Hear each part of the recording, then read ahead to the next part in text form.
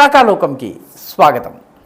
ఈ కంటెంట్ మీకు నచ్చినట్టయితే లైక్ చేయండి, మీ బంధుమిత్రులకి షేర్ చేయండి. ఇప్పటివరకు సబ్స్క్రైబ్ చేసుకోకపోతే సబ్స్క్రైబ్ బటన్ని నొక్కండి, అదేవిధంగా బెల్ ఐకాన్ని కూడా నొక్కండి. నెమ్మదిగా భారతదేశము బంగ్లాదేశ్ యొక్క నట్లు బోల్ట్లు టైట్ చేస్తుంది. మొహమ్మద్ యూనుస్ తనకి అమెరికా కాకపోతే చైనా వీటి మద్దతు లభిస్తుంది, భారతదేశంతో ఒక ఆట ఆడుకోవచ్చు అన్నటువంటి ఆలోచనతో కొన్ని విచిత్రమైనటువంటి ఎత్తుగడలు వేశారు, కొన్ని కామెంట్లు కూడా చేశారు. ప్రధానమంత్రి నరేంద్ర మోదీ వాటి మీద ఒక్క వ్యాఖ్య చేయలేదు, పూర్తి మౌనాన్ని పాటించారు. చాలామందికి మోదీ ఎందుకు మాట్లాడటం లేదో కూడా అర్థం కాలేదు. కానీ మోదీ మాటలతో కాకుండా తన చేతల ద్వారా దెబ్బ కొడుతూ వచ్చారు. మొట్టమొదట బంగ్లాదేశ్ నుంచి భారతదేశంలోకి వచ్చేటటువంటి రోగులు, భారతదేశంలో చికిత్స లభిస్తుంది కాబట్టి ఈ చికిత్స కోసం వచ్చేటటువంటి రోగుల సంఖ్యపై డ్రాస్టిక్గా పూర్తిగా తగ్గించేశారు. ఇదివరకు నెలకి 70-80 వేల మంది మన దేశంలో చికిత్స కోసం కలకత్తాకి, హైదరాబాద్కి, ఢిల్లీకి, ముంబైకి, చెన్నైకి వస్తూ ఉండేవారు. ఇప్పుడు ఆ సంఖ్య మ్యాక్సిమం నెలకి 1500-1600 మించటం లేదు. అంటే బంగ్లాదేశ్లో సరైనటువంటి వైద్య సదుపాయాలు లేని కారణంగానే వాళ్ళు భారతదేశానికి వస్తున్నారు. భారతదేశం దానిని నిలుపు చేసింది. అదేవిధంగా తరువాత కూడాను బంగ్లాదేశ్ తన వైఖరిని మార్చుకోకపోతే మరొక నిర్ణయం తీసుకుంది. బంగ్లాదేశ్ విద్యార్థులు అమెరికాకి, మిగతా దేశాలకి వెళ్ళాలన్నట్లయితే వాళ్ళు వీసా అప్లై చేసుకోవడం కోసం కలకత్తాకు వచ్చేవాళ్ళు.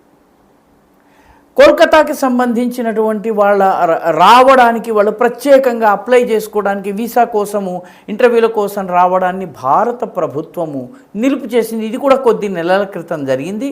దీనివల్ల బంగ్లాదేశ్ విద్యార్థులు ఇబ్బందుల పాలవుతున్నారు. ఇప్పుడు తల్లిదండ్రులు వాళ్ళని థాయిలాండ్కో, వియత్నాంకో పంపించి, మలేషియాకో పంపించి అక్కడ వాళ్ళకి వీసా కోసం అప్లై చేయించాల్సి వస్తుంది. ఎందుకంటే ఢాకా నుంచి అప్లికేషన్లు తొందరగా ప్రాసెస్ కావటం లేదు.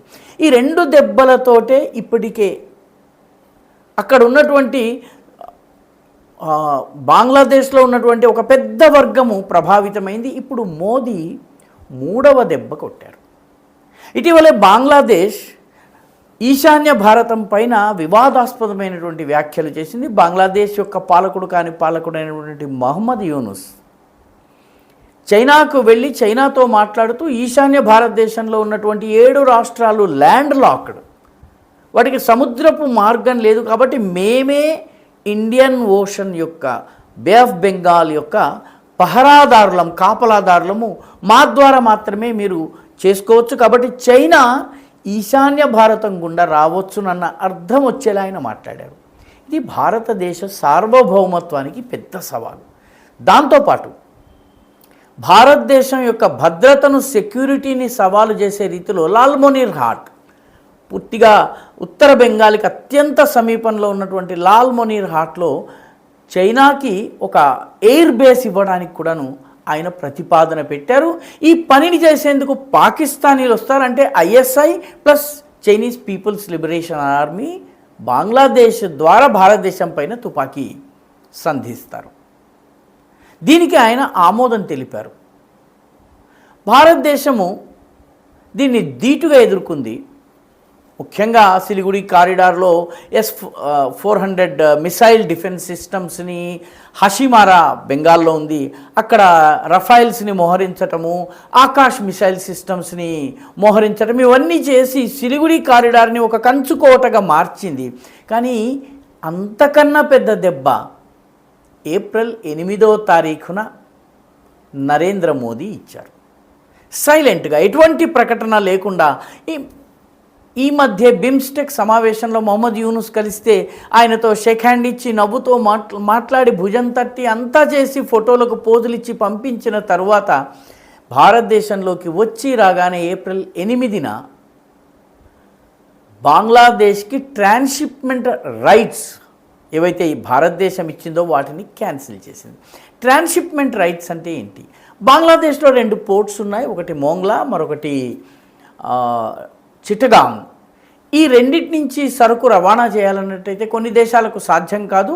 బంగ్లాదేశ్ దగ్గర అన్ని కంటైనర్స్ లేవు కాబట్టి వాళ్ళ ఎగుమతులు, ముఖ్యంగా వాళ్ళ టెక్స్టైల్ రంగము, ఇదంతా కూడాను కలకత్తాకి వచ్చి కలకత్తా పోర్టులో అక్కడి నుంచి వీళ్ళు తమకు సంబంధించినటువంటి ఈ సరుకు రవాణా అంతా చేస్తుంటారు. ముఖ్యంగా ఈ 4-5 వెస్ట్ బెంగాల్లో ఉన్నటువంటి, అదేవిధంగా పారదీప్లో ఉన్నటువంటి పోర్ట్స్ని ఉపయోగించుకుని వీళ్ళు భారత నౌకలలో తమ సరుకు రవాణాని చేసేవాళ్ళు.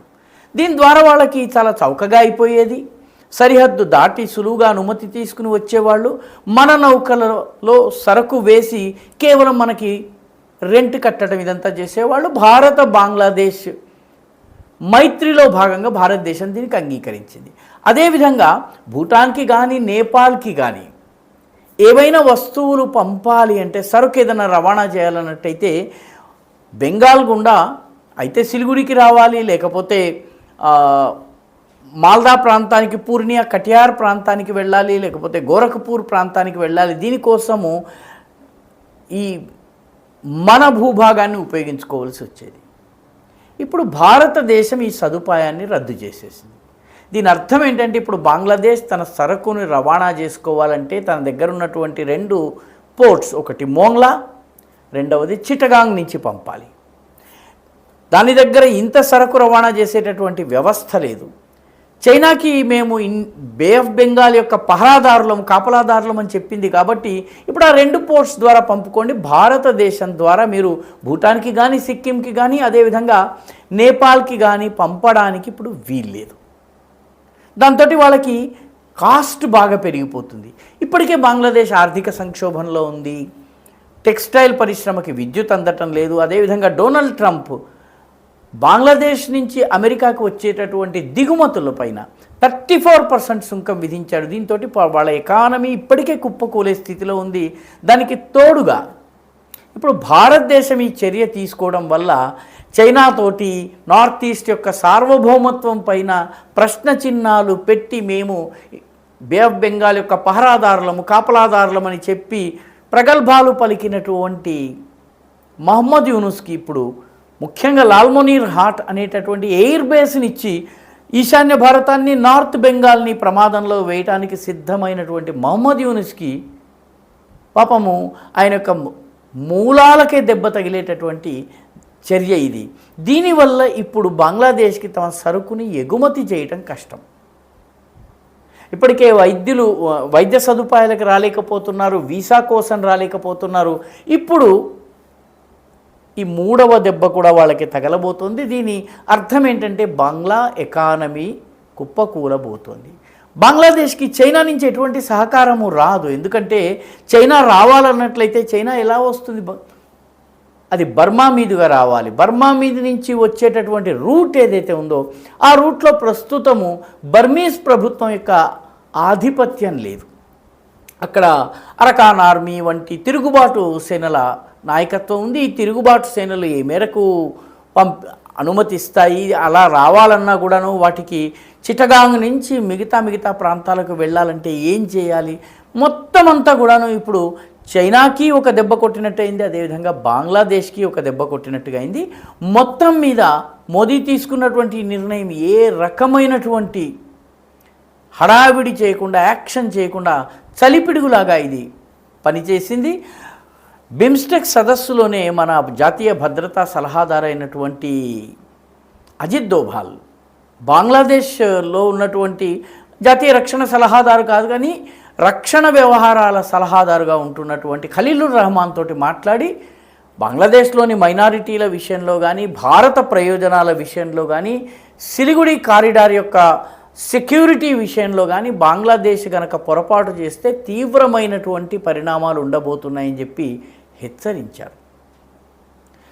మహమ్మద్ యూనుస్ మాత్రం ఈ రకమైన ప్రకటనలు చేశారు. కాబట్టి భారతదేశము ఇప్పుడు బంగ్లాదేశ్ పూర్తిగా, ఎందుకంటే బంగ్లాదేశ్ ఏ సరుకుని ఎక్కడికి రవాణా చేయాలన్నా భారతదేశంతో ఉన్నటువంటి 4087 కిలోమీటర్ల సరిహద్దు ద్వారానే చేయాలి. వేరే మార్గం లేదు. బంగ్లాదేశ్కి ఏ సహాయం కావాలన్నా భారతదేశం నుంచే రావాలి. కాబట్టి ఒకసారి బంగ్లాదేశ్కి భారత్ ఏం చేయగలదో చూపించినట్లయితే బంగ్లాదేశ్ భారత వ్యతిరేక వ్యాఖ్యలు చేయటం కానీ, భారత ప్రయోజనాలకు విఘాతం కల్పించేటటువంటి చర్యలు తీసుకోవడం కానీ ఆగిపోతుంది. అందుకే మోదీ ఏమీ మాట్లాడకుండా తగలవలసిన చోట దెబ్బ కొట్టారు. ఈ వీడియో మీకు నచ్చినట్టయితే లైక్ చేయండి, షేర్ చేయండి. ఇప్పటివరకు సబ్స్క్రైబ్ చేసుకోకపోతే సబ్స్క్రైబ్ బటన్ నొక్కండి. అదేవిధంగా మీ అభిప్రాయాల్ని కూడా కమెంట్ల రూపంలో తప్పనిసరిగా పంపించండి.